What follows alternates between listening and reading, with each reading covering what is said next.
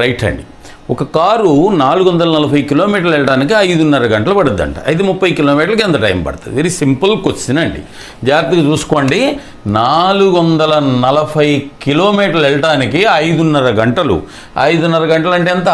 11/2. Right. ఇదేమో కిలోమీటర్లు, ఇదేమో గంటలు.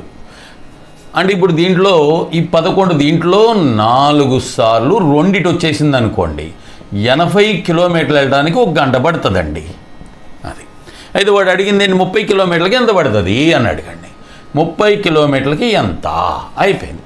So that is 30/80 into 1 hour అండి. 1 అవర్ అంటే 60 నిమిషాలు. So that is 00 out. 4 ఏకం 15/2. సో 15 3 45/2 అంటే 22.5 నిమిషాలు పడుతుందండి. ఓకే.